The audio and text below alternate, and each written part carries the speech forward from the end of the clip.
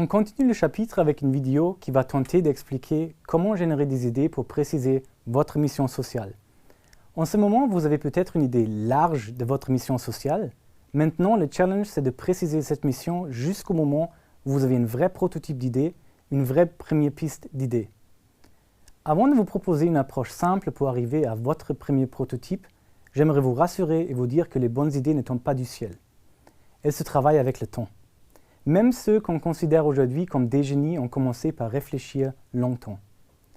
Trouver une bonne idée, une idée qui permette vraiment de répondre à un besoin et de réaliser sa mission sociale, c'est finalement un processus par petites étapes. Il y a beaucoup de méthodes pour générer des idées qui vont préciser votre mission sociale. Vous trouverez par exemple un peu plus tard dans ce MOOC une vidéo sur l'approche Design Thinking. Toutes ces autres méthodes ont finalement comme objectif d'aider à se poser les bonnes questions pour ensuite trouver les bonnes réponses. Écoutez Chris Delpierre, participant du Tour Ticket for Change 2014, qui explique très bien cette étape de précision d'une mission large et l'importance de trouver des bonnes réponses aux questions pertinentes. Après cela, je vous proposerai une approche simple pour arriver à votre premier prototype d'idée. J'étais venu avec une idée initiale qui était assez large et qui était la valorisation du patrimoine culturel de ma région au travers de la modélisation et de l'impression 3D à travers le monde. Et c'est vrai qu'en discutant avec des acteurs, des entrepreneurs, c'est vrai que ça m'a fait poser des questions auxquelles je ne m'étais pas posé à la base et donc ça m'a permis de préciser, on va dire, ma pensée. C'est vrai que ça a pu faire évoluer en précisant, on va dire, certains détails, quels sont mes clients et dans quel contexte d'utilisation pourrait se passer mon activité. Et donc voilà, c'était une question pertinente, je pense, par rapport à mon idée initiale. Je vous propose maintenant une approche simple qui pose 3 questions clés pour préciser votre mission sociale. Même si on commence avec mon approche simple, je vous conseille vivement de considérer ça comme un point de départ, comme une première piste de travail. Allez voir d'autres méthodes pour générer votre prototype. L'approche que je vous propose s'appelle « Quoi, pour qui, comment ». Pour notre approche, la première étape, c'est de répondre à la question « Quoi ».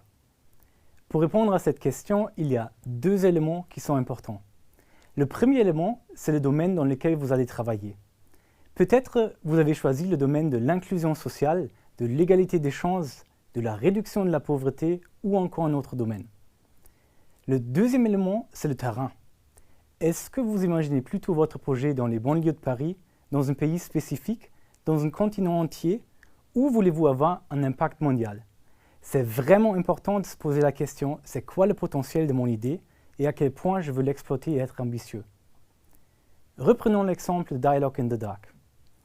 Pour eux, la réponse à la question « Quoi » c'est l'inclusion des personnes avec un handicap au niveau mondial. La question qui se pose ensuite, c'est « Pour qui ?» Pour répondre à cette question, il y a une différence importante à faire. C'est la différence entre le client et le bénéficiaire. Le client est la personne qui paye pour notre produit ou service.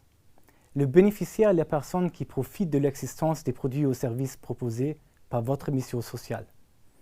Il ne s'agit pas forcément des mêmes personnes.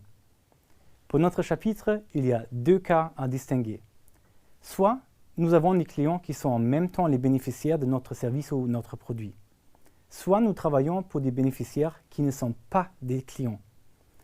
Dans l'exemple classique du microcrédit de manière générale, les clients sont en même temps les bénéficiaires. Je parle des personnes pauvres qui profitent de l'offre des microcrédits, sont eux les bénéficiaires.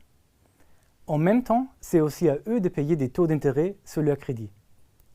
Les bénéficiaires sont donc aussi les clients d'une banque de microcrédit.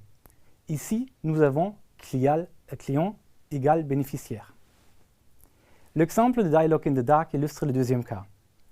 Les personnes aveugles qui travaillent dans les restaurants ne sont pas les clients. Les clients sont des personnes comme moi qui viennent dans les restaurants et payent leur repas. On a donc les personnes aveugles qui sont les bénéficiaires d'un côté et les clients qui payent leur repas de l'autre côté. Maintenant, je vous propose un petit quiz. Dans le cas du Baby Loan, exemple de la première vidéo, d'après vous, est-ce que les bénéficiaires sont en même temps les clients?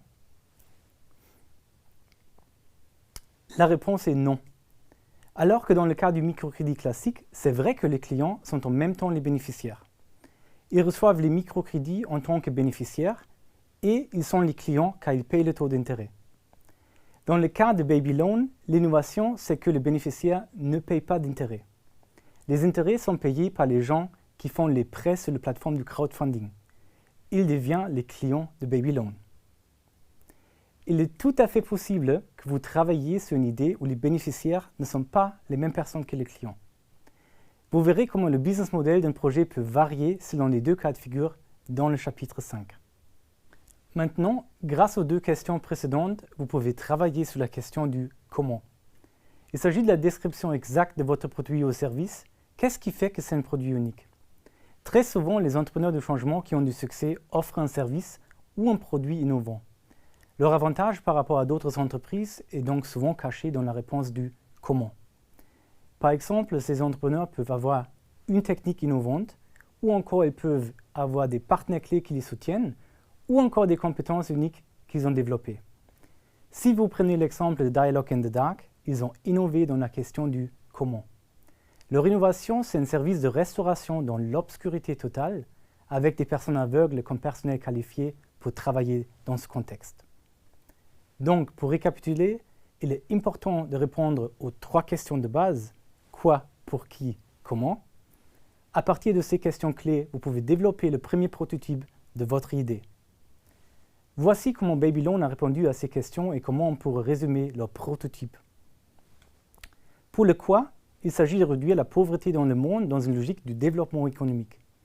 Pour la question du qui, il s'agit de petits entrepreneurs du monde entier.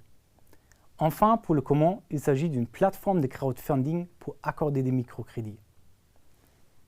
Vous voyez que les réponses aux questions « quoi » et « pour qui » ne sont pas forcément innovantes. Baby Loan fait presque la même chose que la banque Grameen de Mohamed Yunus. Par contre, l'idée d'offrir des microcrédits via une plateforme de crowdfunding en ligne, c'est ça qui est vraiment innovant.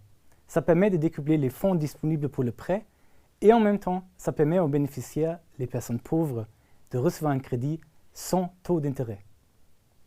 Pour conclure avec cette vidéo, je vous conseille de répondre aux trois questions de base pour développer votre premier prototype d'idée. Notre approche « quoi, pour qui, comment » c'est une approche simple, mais j'espère que cela vous aidera à préciser votre mission sociale pour arriver rapidement à un premier prototype. Attention, il n'est pas du tout facile de développer un prototype d'idée innovant. Il faut bien comprendre que ça se fait par étapes. Surtout, il vous fait beaucoup de feedback comme je vais l'expliquer dans la troisième partie de ce chapitre.